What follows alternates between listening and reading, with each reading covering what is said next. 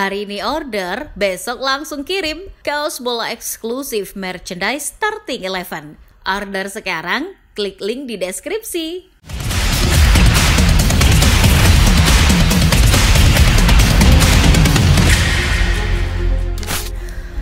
Pergantian pemain menjadi bagian yang tidak terpisahkan dari sepak bola. Dari sana jalannya pertandingan bisa berubah drastis. Tim yang semula diprediksi kalah bisa jadi malah keluar sebagai pemenang saat wasit meniup peluit panjang hanya karena pergantian pemain. Tayal jika pergantian pemain ini juga menciptakan atau mengubah sejarah sepak bola. Mau tahu apa saja pergantian pemain yang akhirnya mengubah sejarah sepak bola? Berikut ini ulasannya. Namun sebelum itu jangan lupa subscribe dan aktifkan loncengnya agar tidak ketinggalan video terbaru dari Starting 11.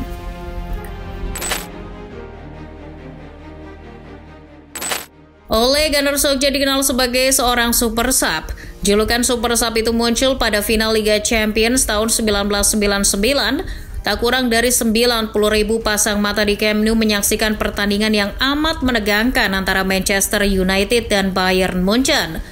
Laga baru berjalan 6 menit, gawang Peter Schmeichel dijebol oleh Mario Basler. Sepanjang babak pertama, gol yang dinanti-nantikan setan merah tak kunjung datang. Gawang Oliver Kahn masih sulit dijebol Jesper Blomqvist dan kolega.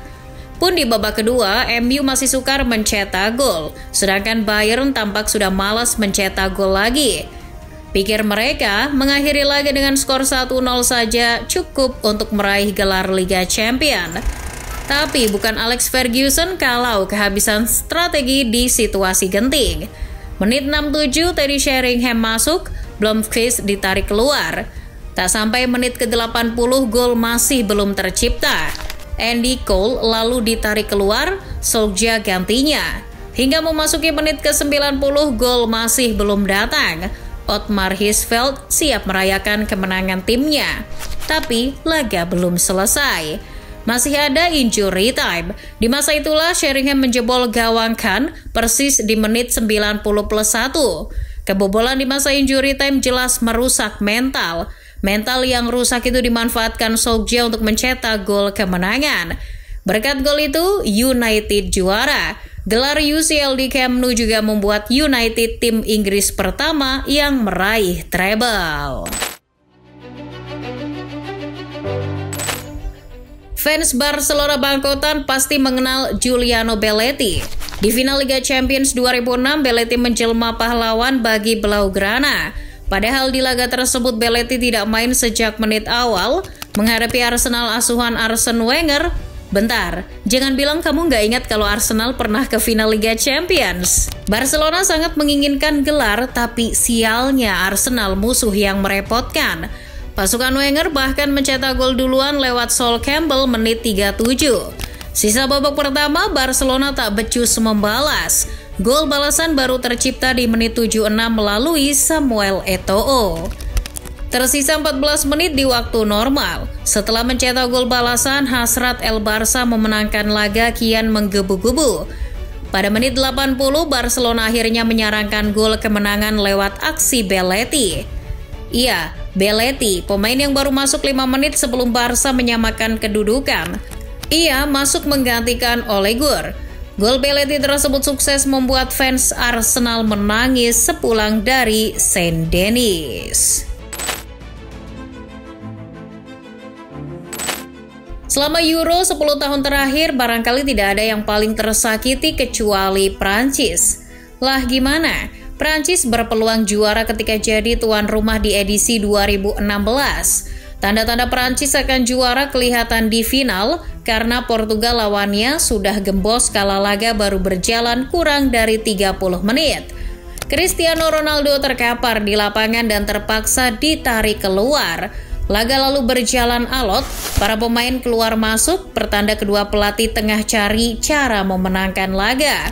Tapi nasib memihak Portugal. Pergantian Renato Sanchez ke Eder Zito ternyata membuahkan hasil. Eder mencetak satu-satunya gol di laga itu di babak tambahan. Gol Eder tak mampu dibalas Prancis. Portugal pun untuk kali pertama mengangkat trofi Euro. Gelar Piala Eropa bagi Portugal ini juga memperuncing perdebatan Lionel Messi versus Cristiano Ronaldo. Itu di Euro. Di Piala Dunia juga pernah terjadi, tepatnya tahun 2014. Jerman ke final usai meremukkan Brazil 7-1. Di tempat lain, Argentina membutuhkan 120 menit plus adu penalti untuk mengalahkan Belanda di 4 besar. Laga Argentina versus Jerman pun tersaji di Stadion Megah Maracana. Angin tidak berpihak pada Jerman. Laga belum mulai, Sami Khedira tidak dimainkan karena merasakan nyeri di betis. Ia digantikan Christoph Kramer. Tapi setengah jam kemudian Kramer pun ditarik karena cedera. Andre Schürrle menggantikannya. Sepanjang laga Jerman menguasai, namun peluang justru berkali-kali tercipta dari Argentina. Mulai dari Gonzalo Higuain hingga tembakan Messi yang melebar beberapa inci dari tiang gawang, sampai 20 menit terakhir waktu normal tidak ada gol tercipta. Low menarik Klose keluar dan menggantinya dengan Mario Götze 2 menit sebelum peluit panjang. Sepertinya Low tahu laga akan berlanjut ke babak tambahan. Dengan memasukkan Götze yang gelandang, bukan striker, tampaknya Low punya rencana lain. Pada menit ke-113, kepercayaan Low dijawab Götze.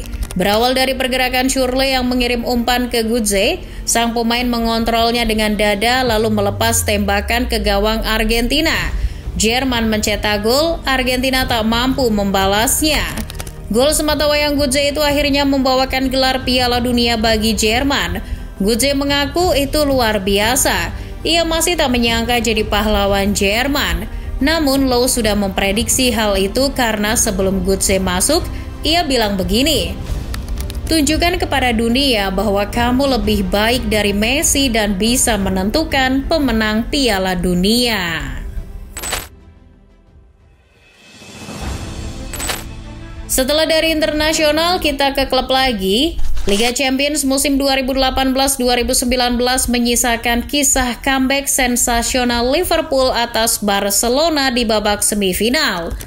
Di leg pertama, Camp Nou jadi saksi bisu brace Lionel Messi dan 1 gol Suarez mengantarkan kemenangan Barca atas Liverpool. Usai laga, Jurgen Klopp membantah timnya main buruk. Ia tak peduli hasilnya. Klopp hanya mau menatap optimis laga berikutnya. Tentu ini pernyataan normatif pelatih usai timnya kalah. Betapapun 3 gol, defisit yang nyaris mustahil dikejar. Namun, Klopp tak main-main mengatakan optimis. Di leg kedua, Barcelona merasakan angkernya Anfield. Menit 27 Liverpool sudah memimpin melalui Divock Origi. Tapi baru golin 1, petaka datang. Andrew Robertson ditarik keluar menit 46 karena cedera. Klopp mengganti bek sayap itu dengan seorang gelandang, Wijnaldum. Pemain pengganti ini malah mencetak 2 gol tambahan hanya dalam waktu 2 menit. Liverpool membuat agregat sama kuat. Sudah selesai? Belum. Liverpool benar-benar memulangkan Barca lewat skema tendangan sudut menyebalkan TAA yang diubah jadi gol oleh Divock Origi. Liverpool lolos ke final dan akhirnya juara Liga Champions setelah penantian 14 tahun. Momen laga Manchester City melawan Aston Villa di ujung musim 2021-2022 Liga Inggris tak kalah menegangkan. Manchester City menghadapi The Villains di markasnya sendiri. Etihad selalu menjadi neraka bagi Villa. Dalam 11 laga sebelumnya di Etihad, Villa selalu kalah. Namun di hari itu justru City yang kewalahan. Mereka ketinggalan 2 gol hingga menit ke-70. City membutuhkan 3 gol buat menang di laga itu dan mengunci gelar Liga Inggris. Susah mengharapkan Liverpool kalah dari Wolves di Anfield. Pilihannya cuma 2. Cetak 3 gol atau gelar luput. Jawaban kebuntuan itu datang dari Ilkay Gundogan yang baru masuk menit ke-68. Gundogan mengecilkan skor setelah bola hasil sundulannya merobek gawang Aston Villa. 2 menit berselang, sepakan Rodri membawa City menyamakan kedudukan. The Citizen terus menggempur pertahanan Aston Villa. Gol pengantar gelar yang ditunggu-tunggu pun akhirnya tercipta. Menit ke-80, Kevin De Bruyne melewati 3 bek Villa dan mengirim umpan silang rendah yang dikonversi jadi gol oleh Ilkay Gundogan. Tuah pemain pengganti juga dirasakan di semifinal UCL musim itu. Manchester City mengalahkan Real Madrid di kandang sendiri. Meski skornya ketat, mereka datang ke ibu kota Spanyol untuk bermain sabar sehingga tuan rumah pun frustasi. Tim asuhan Guardiola memperlambat pertandingan, menyederhanakan berbagai hal, dan tak membiarkan Madrid merebut pesta kecil-kecilan mereka. Saat coba mencetak gol, justru Los Blancos kebobolan lebih dulu lewat aksi Riyad Mahrez. Sial, usai kebobolan Madrid makin sulit. Ancelotti sampai menarik Luka Modric dan Toni Kroos demi menambah lebih banyak penyerang. Salah satunya Rodrigo yang masuk menit ke-68. Real Madrid akhirnya menemukan cara bertahan hidup, itu pun di menit ke-90. 2 gol Rodrigo di menit 90 dan 91 membuat City tercengang dan terkapar. Di saat Pep Guardiola masih berpikir, Real Madrid memperbesar kedudukan sekaligus memastikan lolos ke final, usai Karim Benzema mencetak gol lewat titik putih. Hal yang sama diulangi Real Madrid. Comeback menakjubkan kembali terjadi di babak semifinal Liga Champions musim 2023-2024. Kali ini bukan Manchester City korbannya, tapi Bayern Munchen. Di Rotten menahan imbang Los Galacticos di rumahnya. Bermain di depan pendukung sendiri di leg kedua, Real Madrid justru kelebon lebih dulu lewat Alphonso Davies di babak kedua. Selesai gol itu, FC Hollywood bermain sangat solid. Persentase kemenangan di Rotten meningkat, Carlo Ancelotti berada di situasi gawat. Namun, malam yang harusnya milik Bayern Munchen itu berubah menjadi milik Real Madrid. Gara-gara Ancelotti memasukkan Joselu di menit ke-81. Sang pemain seakan turun dari langit untuk menyelamatkan Real Madrid.